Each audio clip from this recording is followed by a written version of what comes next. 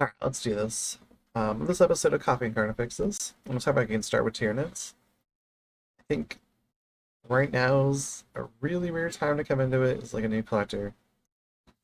I feel like when I started collecting them quite a while before I even started playing, a year and a half, 2 years ago, whenever the Christmas box came out for them, not last Christmas, but the Christmas before, it was a fantastic box. I got 50% off, and then they're still prevalent, but there was a lot of Leviathan box sets, especially the Tyranid halves around, at like really good prices online. So how I got started with the collection. I think right now it's still kind of like your best bet is to start with like the Leviathan box set halves if you can find them. They're around $200. I think they were quite a bit cheaper before, like 150 or 140 when I got mine. I don't remember now. They went up a bit when GW started selling all the parts of it individually and kind of give everything its own separate price point. So it shot up. It's still a much better deal than buy it individually from GW by quite a bit. The Neuro Tyrant and the Screamer Killer come together for $105, and you can't buy the Neuro Tyrant separate. And I do recommend the Neuro Tyrant quite a bit. It's a really great model, a great unit. It works in a lot of different lists and a lot of different detachments. So, it's like $105 for just two models. You can have a much bigger start to your collection. Granted, this requires you getting it second hand. So if you want to do that, sorry, might not be a recommendation for you, but this is one of your better ways to go to get to like a quick 2,000 points. Like 2,000 points isn't necessary, but it's usually like that first like big stepping stone before you just kind of start collecting however you want to collect. I mean, you really should just kind of collect what you want, but like, when you're new into it, getting to that first 2,000 points for like a better price point is nice, because then you can do a full size game and you kind of figure out what you really like, how the army functions, how it plays, and kind of really go from there with your collection and like make a good decision, and not just buy just a bunch of the same thing right away and then not really like experience like the entire army and the entire codex. 'Cause you don't need to just make that spam list for tournament play. You really should start the collection like nice and balanced and with room to expand and like really figure out what you like and learn it really well. Plus, if you're new to the game too, it gives you like a variety of things like just to learn the rules with in general, and not just your army too. But after the Leviathan box set halves, our new combat patrol, it's weird. If you're brand new to Tyranids though, it's a great box in a weird way because you get a Bivore, which is absolute mainstay. Um, 90% of lists usually have one because it's 50 points. It sits on your home objective and it shoots out spore mines that can either help you score some secondaries, harass the enemy, or do a little bit of like advanced blocking. Which, if you're a new player, like shooting spore mines down to stop advanced movements might not like be like come to mind right away.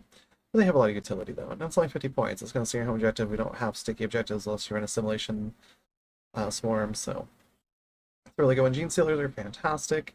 And the Broodlord to be really, really good, but it's a great start to a collection. Three Hive Tyrant Guard are kind of a weird one. If you want shooty, you're gonna go Hive Guard. If you want melee guys that are toughness 8, you're gonna go the Tyrant Guard. You can also pair them with the Hive Tyrant, and they can be his bodyguard. Hive Tyrant doesn't really need them, so they're kind of a weird choice, but they're not a bad one because they're kind of a decent one for like, especially as like a new player, because they're either toughness 7 or toughness 8. But if you guns are melee, and they can just go to like one of the no man's land objectives and just be something really tough to take off of it. Just kind of hold it. If you do like the shooty Hive Guard, you can like strength 5, -1, 1 damage shots, but they can indirect fire.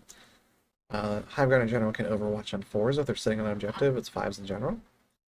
Or you can give them a gun that's shorter range, that's like strength 12. It's decent against vehicles, but it's only -1. It might be anti-vehicle, I forget now off the top of my head here. I don't run them. But it's only -1 and 3 damage. So weird little trade-offs. But not a bad thing for like casual play though. And they are getting some tournament use, especially with the Hive Guard, so who knows? It might be a really great unit. Not a bad thing for a collection. Parasite Mortrex is maybe kind of weird, but it's a great lone op character. You can use for like objectives and scoring, and just harassing the enemy. It's not a bad way to get started, because right out the gate there you have your Bivore in your backfield, you have Gene Stealers for like a decent melee threat, you have these guys for helping take like a flank or whatever, or support the middle. You have Parasite and Vortex for doing like objectives and harassing the back lines. But then you also have, and you can use them for scoring. You have Tarmogods and Arrogants that you can have for scoring already too. Vonrine Leapers are fantastic for infiltrating in the beginning. Psychophage is an okay support that can help with objectives as well. It's got 12-inch movement. Sipping a table presence or someone somewhere to do an action. It's not bad for that role, and it's a little tanky. Argon's kind of hang back, so sometimes they can help the objectives. Wingwear Prime, even though he's not lone op or stealth, if you can use him as a great way to learn line of sight and using ruins and such to kind of keep him safe from shooting and use him for harassing and doing objectives. And air attack kind of hangs in the back or midfield too and can help a little bit of that. So you have like already like a lot of great scoring units. I mean, like I said, not like the most competitive stuff, but you're gonna score really well like games. But granted, we're already looking at like almost $400, and we're only hitting just over 1,000 points. It's a little rough, not gonna lie. But I think a good natural, you start buying into other kits. The first one's probably gonna be a Hive Tyrant. I mean, it just makes sense. You're pretty much using the most Tyranid list. It's an absolutely fantastic unit here. It's 195 points. So it gets you like in that 1,200 point range. And then from there, because you're gonna have Gene Stealers, you might as well get a Broodlord. It makes your Gene Stealers incredibly hard hitting. They're very fragile. They're allergic to bullets and flamers and everything. But for 230 points, they punch way above their weight class. They can take out 10-man Terminator units, especially with a decent dice roll. You get crit hits on 5s, you know, get them sustained, depending on the type. It's absolutely wonderful. Sorry, I interrupted for bird noises multiple times here. Anyways, after Broodlord, you're set up perfectly to buy with the Tingent Stealers there. I really recommend a Tyranids afterwards. It's not everyone's cup of tea. It's a cool model. It is our cheapest monster out there. So we're going for points for money. This is one of the absolute best here. It's got the Rupture Cannon, or the Acid Spray option. The other one's not very great. You're going to do enough anti-infantry stuff. It's 200 points for, like I said, $65. It's great. The Rupture Cannon you'll see online is the Casino Cannon oftentimes. The 2 strength 18 shots, -4, D6 plus 6 damage. It's great sometimes. And it's also got the Acid Spray. It's like a 18-inch range, strength 6, D6 plus 6 torrent. It's like -2 damage. Fantastic for killing a lot of things. It still wins most vehicles on 5s. Anything toughness 11 or lower. So it's great. Plus they have their little strength 5 shots as well too here. So either one's great. You could go a second one instead of our latter options too, but I'm assuming you want a little bit of variety with the starting collection. You don't want to just spam things necessarily. From there, I recommend going on to the Northern Emissary. It's a fantastic model.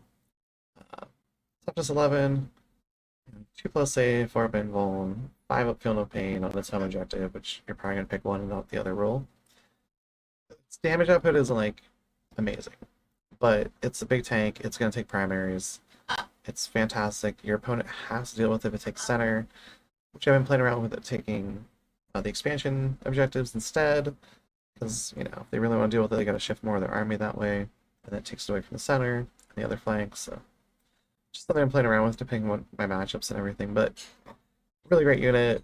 It's up quite a few points. Maybe not great for the money to point ratio, but a good model like all around. It's gonna boost even like your weird mix that you have here. It's gonna be a great choice. From there, I recommend picking up a Lictor. Just it's a mainstay in a lot of armies. It's great for objectives, great lone op, stealth. It's easy to hide it. At some point, you know, you might want a second one. It's great for objectives, board control, infiltrating. It's great overall. And a lot of people like fear them because they do strike first. They get like strength 6 or strength 7 attacks. They have 6 of them.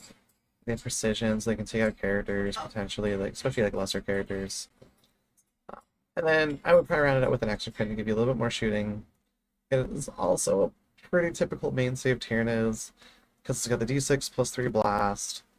It's hitting on 3s, it's heavy. You know, straight 9 -3 to the AP, and it does 3 damage. So it's a pretty solid shooting. Plus, if you're not running Search and Solve, it gives you the benefit of whatever you else shoots at it after the extra pin shot, you get to reroll once.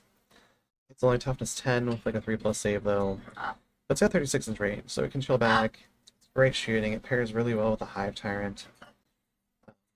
One I would throw in here was like a Maliceptor, but like it pairs really well with a Maliceptor as well. Like a Maliceptor, a Hive Tyrant, an Exocrine, Tyrannofex, and walking down the board together is one of my favorite things to do, and they just tear stuff up, honestly.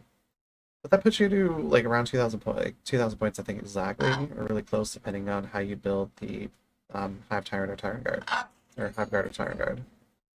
It's about $800 though, so it's pretty expensive to get into like a 2,000 point force, which is it's insane. I feel like honestly to get started with just say 2,000 points, but it's not a cheap hobby in general, and there's armies that are worth it there to get going here.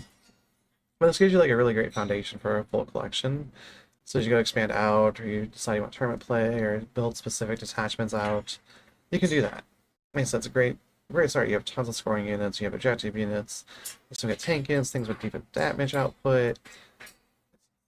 It's a decent mix. It's not the best. For casual play, it's fine.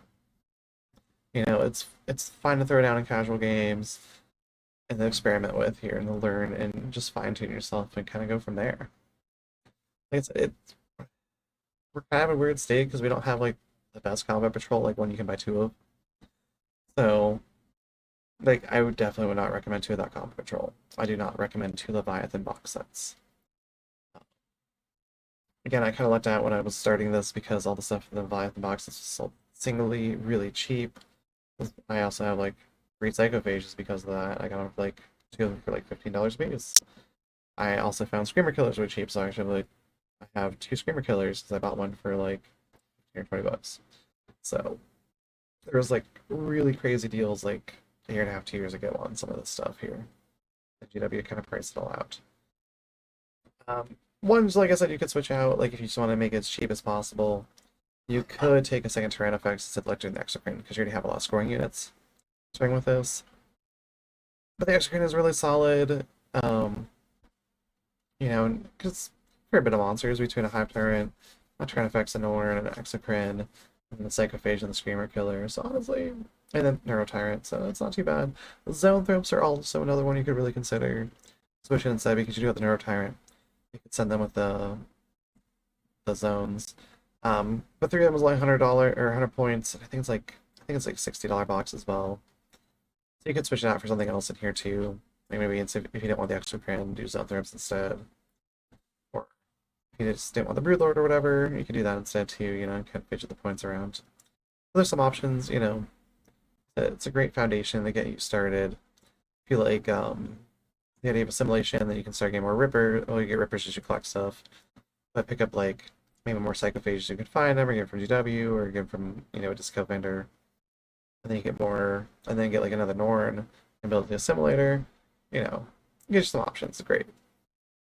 This works probably better with Invasion Fleet with what you start with here, though.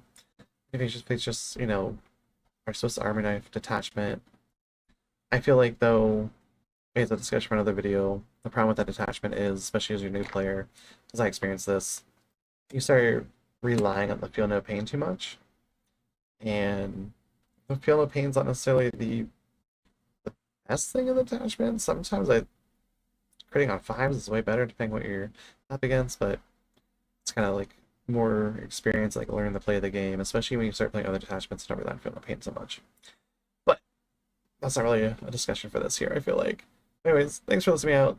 Sorry about the rough cuts or edits that'll probably happening here because of bird noises. Well, we get some more videos out here. I'm in real life, besides trying to get like hobby stuff in and do some of this, I am working about a house right now, so besides that, like in, you know, the stress of that and everything else going on, probably I mean releases are been kind of sporadic, but that's a big portion of it here. Plus work schedule and everything else too here. Anyways, thanks for chilling, thanks for popping by, thanks for listening to me out here. But go drink some coffee, have a good one.